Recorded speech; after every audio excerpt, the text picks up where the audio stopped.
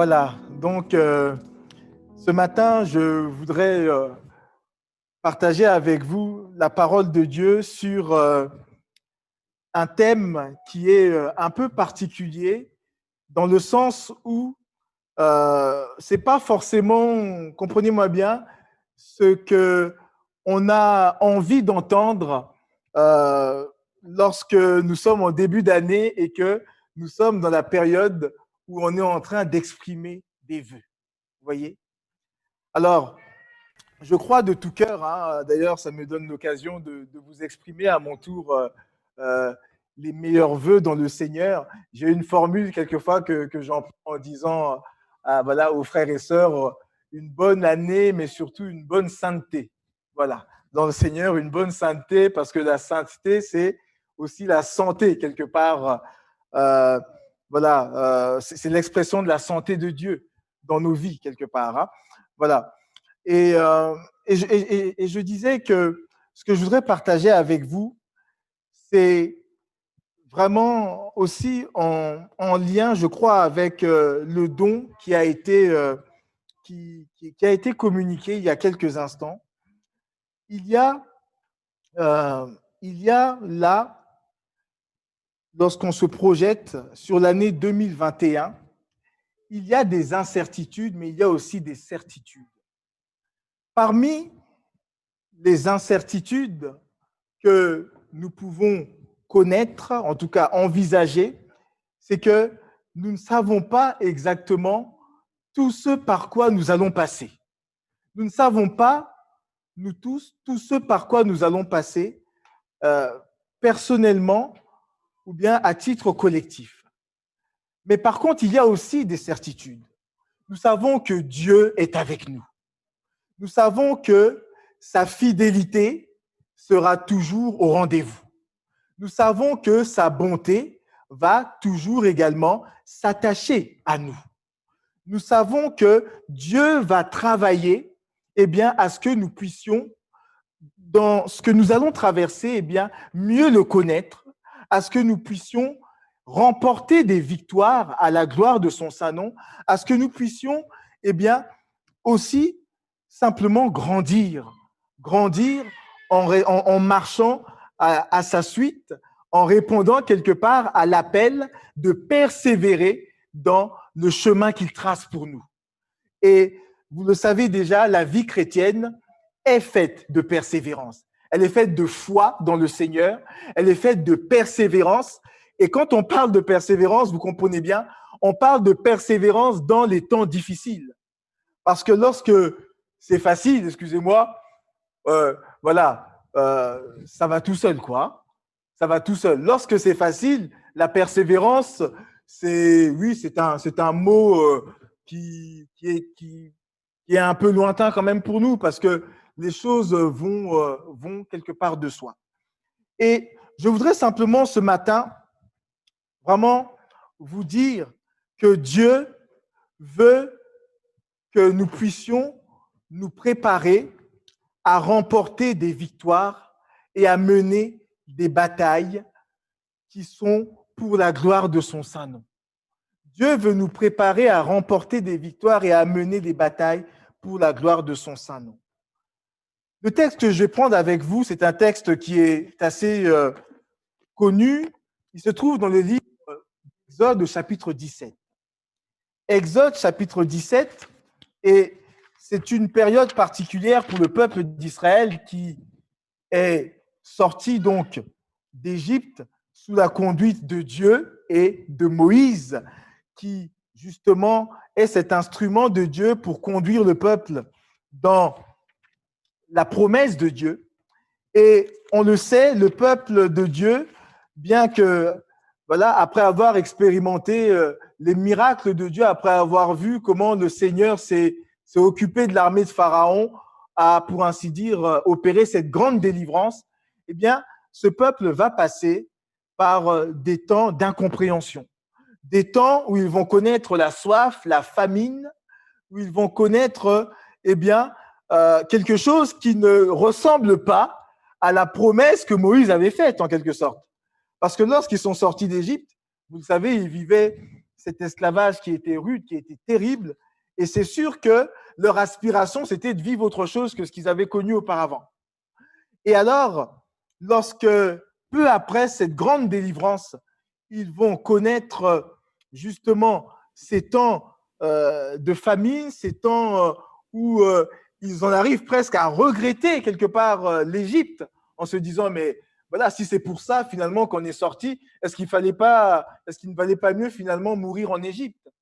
Et peut-être que quelqu'un, à travers les épreuves successives qu'il a pu connaître, qu'il ou qu'elle a pu connaître, eh bien, peut se dire, oui, Seigneur, c'est vrai, tu as touché mon cœur, tu as changé ma vie, mais depuis ces premières heures de ma vie, de ma marche avec toi, Seigneur, il n'y a que des épreuves, des difficultés. Il n'y a que, eh bien, des moments qui ont été pénibles, des moments où justement je me dis, mais parfois, je crois que c'était plus simple avant, lorsque justement, eh bien, je vivais ma vie, je ne te connaissais pas, mais j'avais l'impression quand même d'être beaucoup moins éprouvé. Évidemment, vous savez que lorsqu'il y a l'épreuve, Dieu a un but.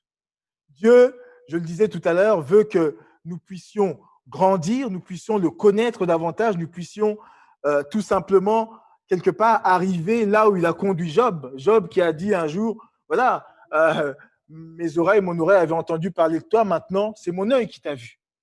Et il veut effectivement que l'épreuve puisse nous servir à grandir. Mais le diable veut que l'épreuve soit notre tombeau, d'une manière ou d'une autre. Et le diable a cette façon d'agir qui est de nous faire appréhender les choses difficiles et de menacer, de nous faire craindre de passer par des moments difficiles. Il sait que l'homme, lorsqu'il ne se confie pas pleinement en Dieu, eh bien, il ressent pleinement toute sa faiblesse et il ressent pleinement son insécurité, son incapacité parfois à faire face à des choses qui le dépassent. Et lorsque le diable arrive à nous faire perdre de vue que nous sommes dans les mains de Dieu, que justement nous sommes là sous sa bienveillance et qu'il n'y a rien dans nos vies qui arrive par hasard, eh bien, l'homme, la personne que je suis peut avoir tendance justement à perdre le nord, à ne plus vraiment être dans une stabilité de paix, dans une confiance que Dieu, lorsqu'il prépare l'épreuve, il prépare aussi le moyen d'en sortir. Et j'aimerais préciser ceci. En réalité, il prépare le moyen d'en sortir victorieux. Si l'épreuve existe, mon frère, ma sœur, c'est pas pour que tu trembles, c'est pas pour que tu craignes, c'est pas pour que tu sois déstabilisé, c'est pas pour que tu crois que, eh bien, tu es abandonné en quoi que ce soit. C'est pour que tu puisses être victorieux par la grâce de Dieu, dans la connaissance de Dieu et aussi, eh bien, aller plus loin dans la manière de le glorifier sur le chemin qu'il a tracé pour toi. Donc, nous lisons dans Exode chapitre 17 à partir du verset 8, il nous est dit, Amalek vint combattre Israël à Réphidim. Alors, Moïse dit à Josué, choisis-nous des hommes, sors et combat Amalek. Demain, je me tiendrai sur le sommet de la colline, la verge de Dieu dans ma main. Josué fit ce que lui avait dit Moïse pour combattre Amalek. Et Moïse, Aaron et Hur montèrent au sommet de la colline. Lorsque Moïse élevait sa main, Israël était le plus fort. Et lorsqu'il baissait sa main, Amalek était le plus fort. Les mains de Moïse étant fatiguées, ils prirent une pierre qu'ils placèrent sous lui et il s'assit dessus. Aaron et Hur soutenaient ses mains l'un d'un côté, l'autre de l'autre, et ses mains restèrent fermes jusqu'au coucher du soleil. Et Josué vainquit Amalek et son peuple au tranchant de l'épée. L'Éternel dit à Moïse, écris cela dans le livre pour que le souvenir s'en conserve et déclare à Josué que j'effacerai la mémoire d'Amalek de dessous les cieux. Moïse bâtit un autel et lui donna pour nom l'Éternel, ma bannière. Il dit, parce que la main a été levée sur le trône de l'Éternel, il y aura guerre de l'Éternel contre Amalek de génération en génération. Amen. On voit là que le peuple d'Israël va connaître une attaque. Une attaque, je dirais, une attaque surprise d'un peuple qui s'appelle Amalek. Et le mot Amalek veut dire celui qui demeure dans la vallée.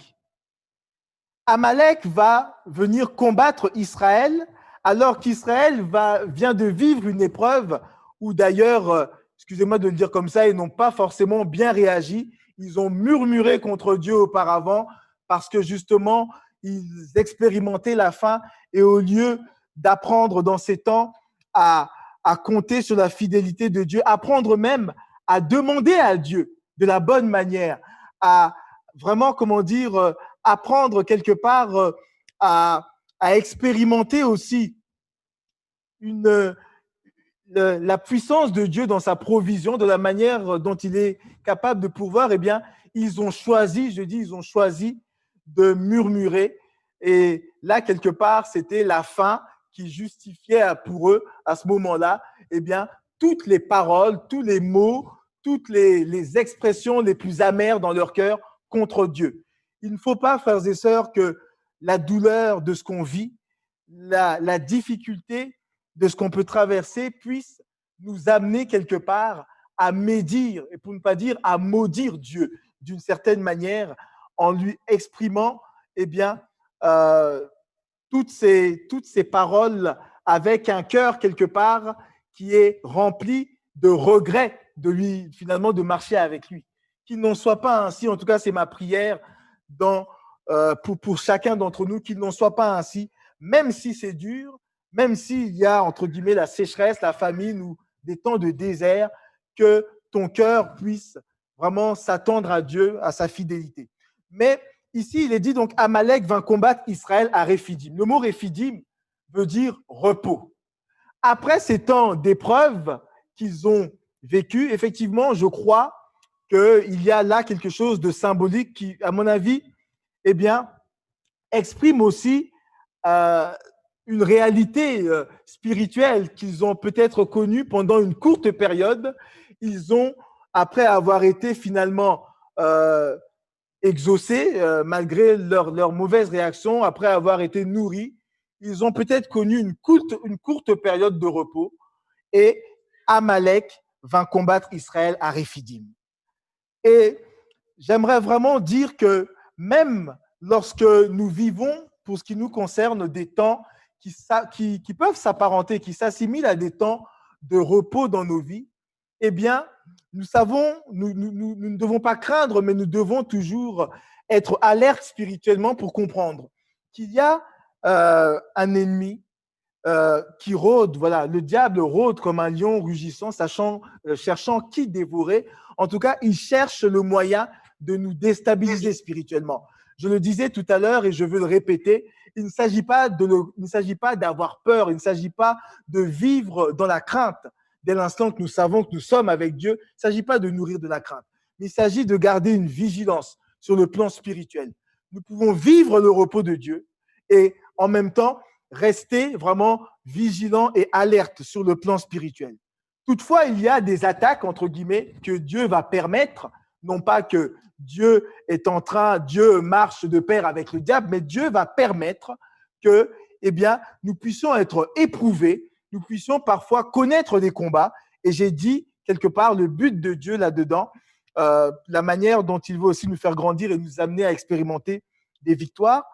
Mais là, ici, lorsque Amalek est venu combattre Israël, eh bien, il y a tout de suite eu une réaction de la part du peuple de Dieu, à commencer par Moïse et Josué, qui se sont concertés. Ça peut même être dans le cadre d'un couple qui va vivre justement une épreuve, eh bien, le mari et l'épouse qui se concertent, parfois de parler avec les enfants, de dire, voilà, on vit en ce moment, là, il y a quelque chose de vraiment difficile. Il y a quelque chose là qu'on est en train de traverser, c'est personne s'y attendait. Personne ne s'attendait à ça. Et là, il va falloir qu'on puisse réagir de la bonne manière. Il va falloir qu'on puisse combattre spirituellement, combattre à deux niveaux. comme on le voit dans ce texte. On va relire ces versets. Moïse dit à Josué, choisis-nous des hommes, sors et combat Amalek. Demain, je me tiendrai sur le sommet de la colline, la verge de Dieu dans ma main. Josué fit ce que lui avait dit Moïse pour combattre Amalek, et Moïse et Aaron et Hur montèrent au sommet de la colline, alors qu'on va voir que Josué va combattre dans la vallée. Il y a un combat qui se fait à deux niveaux. Un combat qui se fait sur la colline, on le sait, je dirais sur la montagne quelque part, si je peux employer cette expression pour nous parler de ces hauteurs spirituelles, où Moïse va effectivement, il va pas faire l'orgueilleux, hein. Il va d'abord, après avoir parlé à Josué, il va partager la réalité de la situation à Aaron et Hur. Et ils vont s'unir pour mener la bataille ensemble. Je crois que Dieu permet que nous puissions, lorsque nous vivons des temps justement où nous sommes éprouvés, nous puissions réagir de manière à pouvoir exprimer, partager les choses à des frères et sœurs que nous savons qu'ils nous aiment, que nous savons qu'ils ne sont pas là, je dirais, promptes à nous faire des leçons sur le plan spirituel, ou bien à trouver toujours une explication de dire, bah, tu sais, hein, finalement, si ce que tu es en train de vivre, si effectivement tu vis ce que tu es en train de vivre, bah, c'est bien qu'il y a quelque chose que tu as commis qui explique ça, quoi. Voilà, toujours chercher un péché, etc. On sait très bien que le péché va ouvrir aussi des portes. Mais n'ayons pas ce réflexe, frères et sœurs, de chercher toujours, je dirais, une cause de péché à toute situation qu'un frère ou une sœur traverse. Parce que ce frère ou cette sœur, ou bien la famille qui va vivre ce moment difficile, va non seulement se sentir jugé, mais parfois se sentir mal jugé, tout simplement. Et va se dire, mais est-ce que finalement, au lieu de trouver des appuis, des compagnons dans la prière, des soutiens, est-ce que finalement, je vais trouver des personnes qui finalement vont simplement pointer du doigt ou bien chercher partout où j'aurais pu fauter, où j'aurais pu faire ceci ou cela, et finalement ne pas là se montrer comme étant des frères et des sœurs. Je crois effectivement, vous savez bien ces choses, mais que nous devons vraiment veiller à ne pas avoir comme premier réflexe de chercher, lorsque mon frère, ma sœur traverse un moment difficile, de chercher justement, eh bien, à tout prix à expliquer les choses à travers un quelconque péché, une quelconque porte ouverte, etc. Nous pouvons par la suite, eh bien, humblement devant Dieu dans la prière, si nous avons une révélation, eh bien, nous pourrons peut-être partager les choses autrement si Dieu conduit les choses ainsi, mais ne soyons pas prompts à juger. Alors, Moïse, lui, il va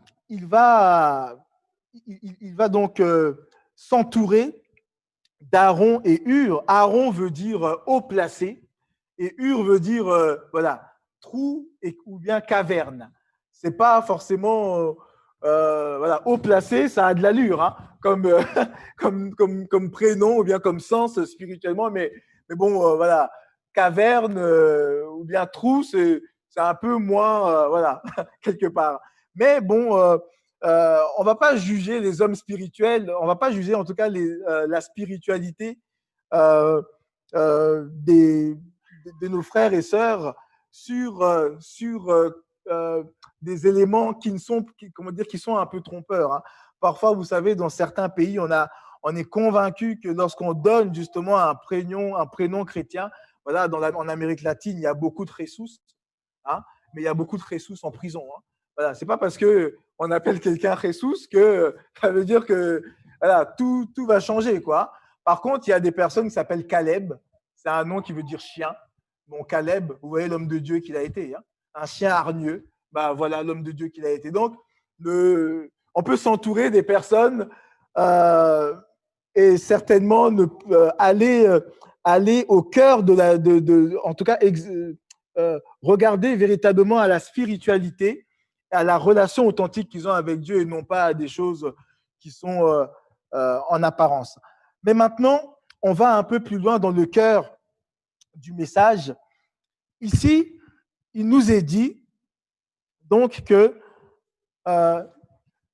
lorsque, oui, lorsque Moïse élevait sa main, Israël était plus fort. Et lorsqu'il baissait sa main, Amalek était le plus fort. J'ai souvent réfléchi à ce passage et je réfléchissais à cela en tout cas, mes réflexions étaient dans le sens de me dire, mais voilà, que se serait-il passé si les mains de Moïse, finalement, n'avaient pas été soutenues, comme on va le lire un peu plus loin, et que finalement, il les avait baissées, en tout cas, elles étaient restées baissées au cœur même de cette bataille qui se livrait, une bataille qui faisait rage. Eh bien, je vais vous dire, frères et sœurs, ce que je crois, c'est que Israël et Moïse en question auraient connu une grande défaite. Une défaite qui aurait été terrible et qui aurait certainement causé beaucoup de dégâts dans le peuple de Dieu et peut-être dans le moral aussi de ce peuple. Peut-être ici, je voudrais faire aussi ce parallèle lorsque nous baissons les bras ou bien nous n'acceptons pas de mener la bataille quand nous sommes attaqués, lorsque nous ne tenons pas, pour ainsi dire, ferme dans la persévérance, dans la prière, dans également l'intercession, eh bien, nous risquons à notre tour de connaître des défaites qui sont parfois terribles sur le plan spirituel, mais qui n'ont pas à voir, frères et sœurs, avec le fait que c'était le plan de Dieu que nous soyons défaits. Il ne s'agit pas de raisonner ainsi. Parce qu'ici, il y a quelque chose quand même d'assez clair qui ressort. C'est que Israël était finalement, à travers Moïse, était vraiment appelé à mener ce combat avec intensité dans la prière pour être vainqueur, pour expérimenter la victoire que le Seigneur avait, pour ainsi dire, en réserve pour eux. Et ça n'a rien à voir s'ils n'avaient pas fait cela et qu'ils n'avaient pas fait ça et qu'ils avaient perdu en quelque sorte. Ça n'aurait rien eu à voir avec le fait que Dieu n'avait pas un plan de paix et de victoire pour eux. Ça n'aurait rien eu à voir avec le fait que Dieu entre guillemets, ne les aimait plus. Souvent, on a l'impression que Dieu ne nous aime, enfin, on ne va pas dire ne nous aime pas, c'est pas comme ça, je crois qu'on le dit, mais c'est comme si l'amour de Dieu est moins fort pour nous lorsque, justement, nous vivons des moments où nous nous sentons défaits spirituellement, où nous nous sentons quelque part un peu comme esselés. Et parfois, je crois même que dans notre volonté, vous savez, dans notre volonté même d'honorer Dieu, de nous confier en lui, eh bien, nous pouvons exprimer cette confiance, son amour, mais manquer sur un autre plan de mener vraiment la bataille sur le plan spirituel. C'est-à-dire, nous croyons en son amour, mais nous ne combattons pas spirituellement pour que la victoire, eh bien, se manifeste pour ce qui nous concerne. Et là, alors, on peut très facilement être, oui, troublé de ce que dit, mais Seigneur, je croyais que le simple fait que tu m'aimes allait justement, voilà, suffisait pour que la situation soit réglée. Oui, Dieu t'aime, mais oui, tu as besoin de combattre spirituellement dans la prière. Et l'un ne va pas sans l'autre. L'amour de Dieu, de toute façon, il ne diminuera jamais pour toi. Il ne sera jamais, comment dire, il ne sera jamais en dessous de ce qu'il a été depuis toujours. Ce que Dieu a montré, la preuve qu'il a donnée de son amour pour toi, de la valeur que tu as à ses yeux, c'est qu'il a donné son Fils. Voilà, il a donné son Fils pour toi. Celui qui était, voilà, dans le sein du Père, Jésus notre Seigneur, celui qui de toute éternité est un avec lui, eh bien, il a permis qu'il soit donné, livré en sacrifice pour toi. Et ça, c'est la preuve de l'amour que Dieu a pour toi. Et c'est une preuve, j'ai envie de dire, qui est là constante. Dès l'instant que tu regardes à Jésus, tu regardes à la croix, il y a cette preuve de l'amour de Dieu. Ça ne changera jamais.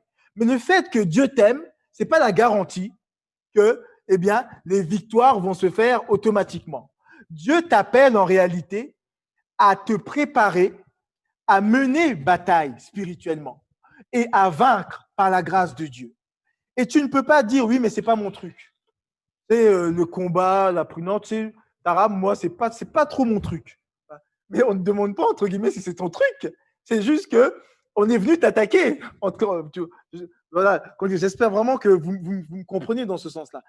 Le diable, je dirais, dans ce domaine spirituel, eh bien, il y a une agression qui est faite contre toi. Et dans ce sens-là, il ne s'agit pas de dire que ce n'est pas ton truc, la prière, ce n'est pas ton truc, je dirais, voilà, de rechercher peut-être la face de Dieu dans un… Non, c'est une nécessité. Parce que la conséquence, si ce n'est pas fait, eh bien, peut être vraiment terrible. Alors, ça n'enlèvera pas le fait que Dieu sera toujours avec nous. Mais on peut vraiment vivre des temps de chaos sur le plan spirituel et mettre du temps à se relever d'une lourde défaite, pour ainsi dire, sur le plan spirituel. Alors oui, les mains, il est dit dans le verset 12, hein, un point aussi sur lequel je voudrais insister, comme vous le comprendrez. Les mains de Moïse étant fatiguées, ils prirent une pierre. Donc, il s'agit là de Aaron et Hur. Ils prirent une pierre qu'ils placèrent sous lui et il s'assit dessus. Aaron et Hur soutenaient ses mains, l'un d'un côté, l'autre de l'autre, et ses mains restèrent fermes jusqu'au coucher du soleil. Le mot ferme ici, eh bien, veut dire restèrent fidèles. Et elles restèrent même dans… C'est un terme qui parle aussi de probité. Voilà, c'est comme si en gardant les mains élevées vers le Seigneur, dans l'attente aussi de son secours, mais en disant, Seigneur, ma délivrance, elle est en toi. Mon secours est en toi. Seigneur, c'est vraiment toi qui vas pouvoir justement apporter un secours qui est que vraiment que moi, je ne peux pas produire parce que je suis dépassé dans cette situation. Parfois, on voit eh bien, la tempête qui vient avec les enfants. Les enfants qui, je dirais, sont en train de prendre un mauvais tournant, avec des mauvaises influences, avec justement une phase, une période qui est extrêmement difficile. Parfois, la tempête, eh bien, elle a lieu sur le plan professionnel. Parfois, la tempête, eh bien, elle a lieu tout simplement dans la relation au sein du couple où on se dit, mais là, on ne se comprend pas. On n'arrive plus à se comprendre. Et là, quelque part, quelle va être ma réaction? On n'arrive plus à se comprendre, on n'arrive plus à parler le même langage. Voilà. Seigneur, maintenant, il est temps pour moi de m'entourer de frères et sœurs, de personnes qui savent garder le secret, qui savent être des vrais partenaires dans la prière, mais il est temps vraiment d'être soutenus pour qu'il y ait une victoire sur le plan spirituel. Et là, alors, oui, en combattant de la bonne manière, je dirais, avec les armes spirituelles, eh bien, il y a l'œuvre de Dieu qui va s'opérer. Il y a la victoire qui d'abord est proclamée dans les lieux célestes. J'ai envie de dire, c'est comme si tout simplement, je vais tout simplement recevoir la victoire que Dieu m'a préparée en Jésus. C'est-à-dire que lorsque nous disons, je fais cette parenthèse, hein, vous savez, lorsque la Bible dit que tout est accompli et que Jésus a effectivement lancé ce cri, tout est accompli, c'est la vérité. Mais tout n'est pas automatique. Le fait de dire que tout est accompli, c'est que Dieu a tout mis en réserve pour nous. Même les victoires dans lesquelles nous devons entrer, Dieu a mis ça en réserve. Pourvu que nous nous attachions à lui, pourvu que nous puissions, j'ai envie de dire, mener le combat dans l'obéissance, etc. Tout est là, la victoire est en réserve. Mais, eh bien, tout ne se fait pas automatiquement. Il nous faut entrer dans ces choses, il nous faut combattre, il nous faut tout simplement ici nous entourer. Et lorsque nous sommes, j'ai envie de dire, fatigués à l'image de Moïse. Si Moïse a été fatigué, ça veut dire que je peux aussi l'être, hein, d'une certaine manière. Hein. Vous comme moi, on peut être fatigué. Et ce n'est pas, il n'y a pas, entre guillemets, de honte à dire, mais là, c'est vraiment difficile. Voilà. tout devient pesant. C'est les mains qui deviennent pesantes. C'est peut-être même le désir de prier qui semble s'amenuiser. C'est peut-être justement euh, dans ces moments-là qu'on a encore plus besoin d'avoir justement ces soutiens qui sont à nos côtés. Voilà, j'ai un Aaron, j'ai un Hur à côté de moi, j'ai une sœur, un frère qui réellement vont aussi me porter dans la prière. Et ensemble, eh bien, nous allons remporter la victoire. Et la joie de cette victoire sera pour nous tous quand la situation va se régler. Quand justement mon fils, ma fille qui est en train de s'éloigner, qui est entré dans des mauvaises dérives, eh bien, va revenir au Seigneur. Quand dans le couple, eh bien, nous allons pouvoir tout à nouveau rétablir un dialogue, une base justement on va remettre des fondements qui sont sains et puis permettre à ce que tout à nouveau, eh bien, les choses puissent fleurir. Eh bien, tout cela, c'est la victoire de nous tous, à la gloire de Dieu. Et cette victoire se fait dans la prière. Et vous savez, ce qui est certain, c'est qu'en 2021, vous aurez des contrariétés, vous aurez, vous comme moi, eh bien, des temps d'épreuve. Mais nous ne sommes pas appelés à craindre l'épreuve. Nous sommes appelés à réagir de la bonne manière, à prier ensemble. Nous sommes appelés à nous soutenir les uns les autres et à renforcer justement ces liens d'unité. Pendant que Moïse faisait ainsi, eh bien, il y avait des choses qui se passaient dans la vallée. Il y a le combat, je l'ai dit, il y a le combat spirituel, il y a le combat, je dirais, sur le plan, dans le domaine du visible, dans le domaine, on pourrait dire, matériel. Et tout ça, ça va de pair. Il ne s'agit pas de combattre seulement spirituellement et pas sur le plan, on dirait, voilà, matériel. Je donne un exemple assez simple que vous comprendrez également. Vous voyez, hein, si quelqu'un est en train de prier Dieu, de dire, voilà, Seigneur, moi, je cherche du travail. Je cherche vraiment à ce que tu puisses aussi ouvrir une porte, etc. Bon, ça, on a le droit de le demander spirituellement.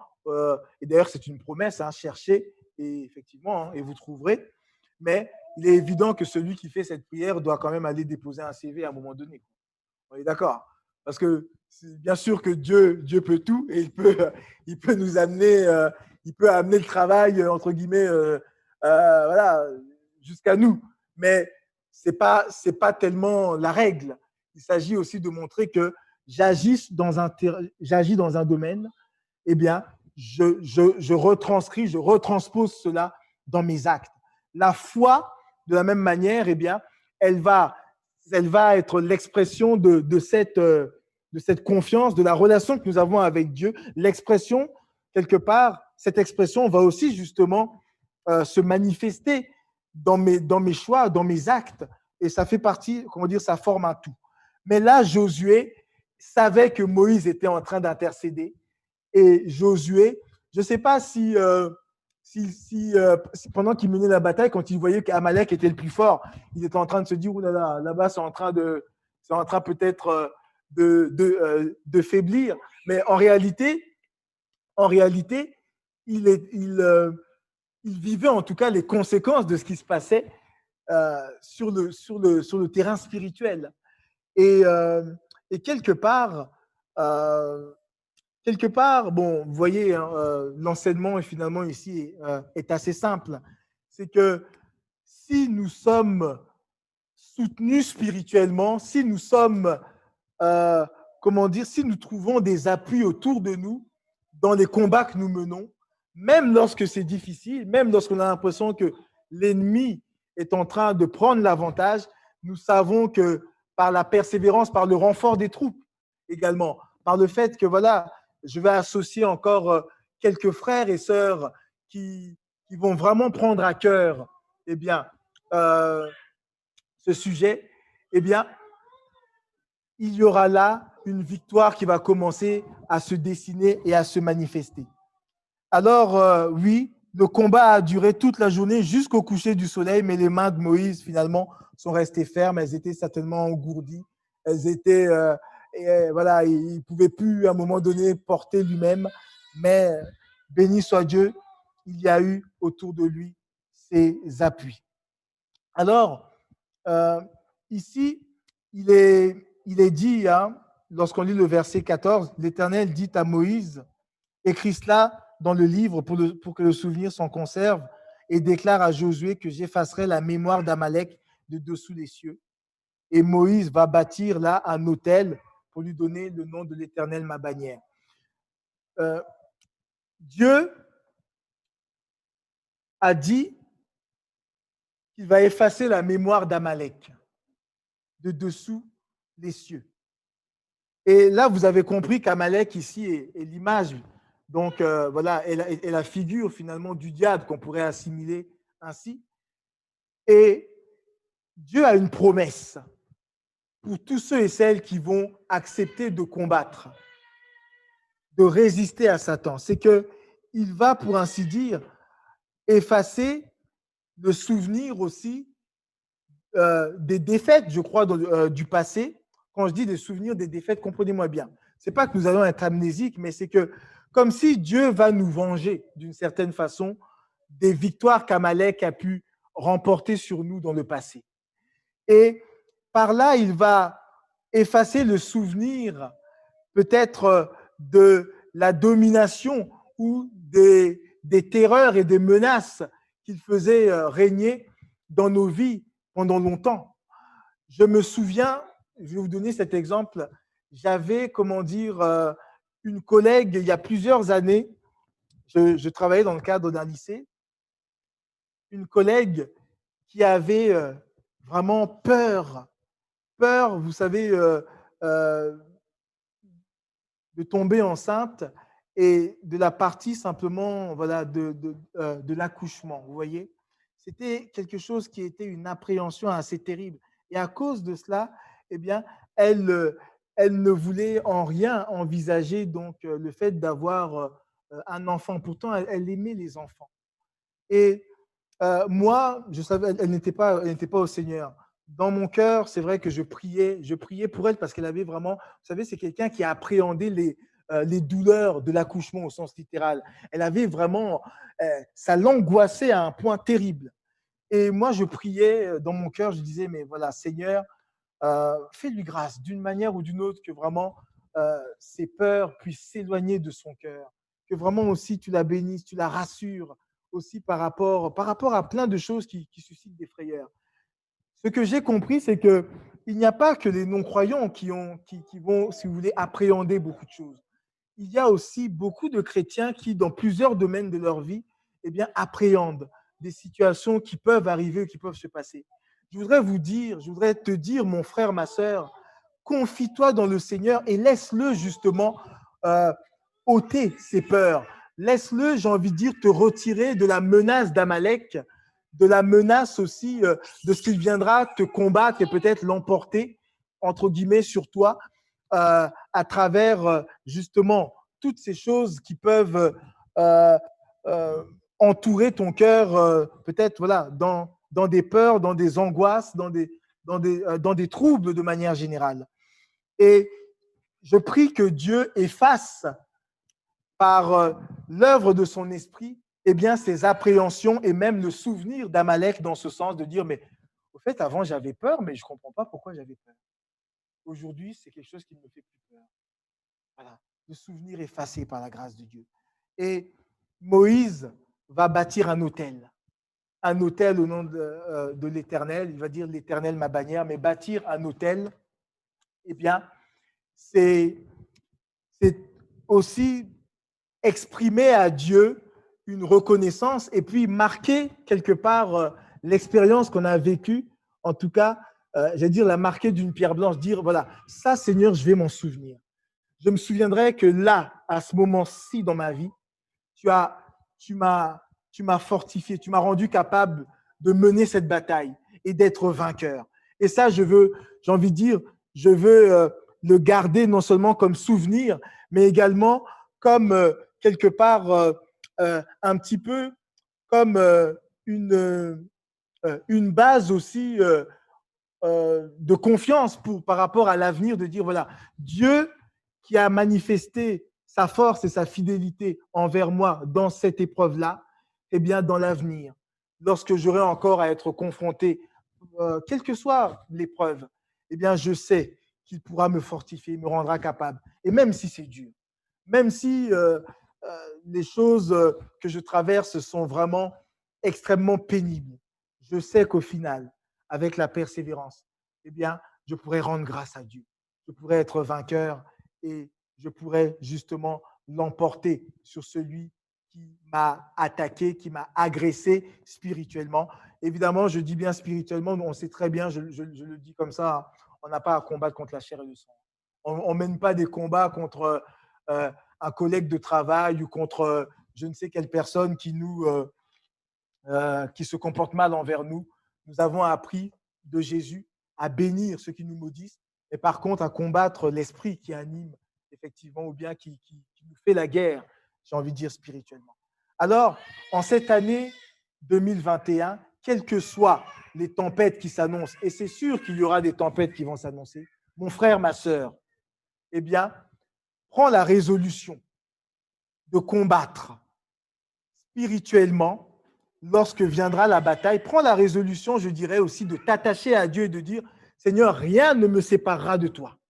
Quel que soit ce par quoi je passe, même si ça semble être quelque chose qui ressemble à un échec que j'interprète comme tel, Seigneur, rien de ce que je vivrai ne va me séparer, m'éloigner de toi. Et puis, lorsque j'aurai à traverser ces moments-là, Seigneur, par ta grâce, je me tiendrai dans la prière. Par ta grâce, Seigneur, je vais m'entourer. Par ta grâce, Seigneur, eh bien, je vais pour ainsi dire, simplement lancer un cri vers toi en m'attendant à ton secours. Tu es celui, comme le dit le psaume 144, verset 1, je voulais quand même le lire, psaume 144, verset 1er, qui nous dit, c'est vraiment David qui va dire ces paroles, voilà, béni soit l'Éternel, mon rocher, qui exerce mes mains au combat et mes doigts à la bataille. Ils continueront en disant mon bienfaiteur, ma forteresse. Vous savez combien David a été éprouvé, combien il a vécu justement de nombreux combats, lui qui était oint de Dieu, lui qui avait toutes les promesses également après avoir été oint jusqu'à ce qu'il règne sur Israël. Il y a eu tout un temps d'épreuve, mais David a pu apprendre à bénir Dieu qui exerce ses mains au combat. Et le mot exercer ici, c'est le mot enseigner, qui enseigne mes mains à combattre, qui m'enseigne comment combattre et puis qui finalement m'enseigne aussi comment triompher dans les combats. Dieu est celui qui veut t'enseigner, qui va te faire grandir forcément et qui veut aussi que tu sois prêt à lui bâtir un autel de reconnaissance et te souvenir de ce qu'il a fait pour que ça puisse aussi voilà, être l'objet d'un témoignage pour d'autres qui passeront dans ces épreuves-là, mais aussi toi-même te fortifier par rapport à tout ce que tu pourras encore affronter dans l'avenir. Parce que Dieu et sa fidélité, eh bien, se tiendront toujours à tes côtés par sa grâce. Amen. Que le Seigneur nous bénisse. Alléluia. Seigneur, on veut vraiment, Seigneur, te rendre grâce pour ta parole. Seigneur, c'est vrai que lorsque nous nous projetons sur cette année qui s'ouvre devant nous, Seigneur, nous voulons vivre les choses les meilleures avec toi. Et les épreuves, même les attaques, les combats qui peuvent exister ne sont pas toujours, en tout cas ne sont pas ce que nous espérons vivre avant tout.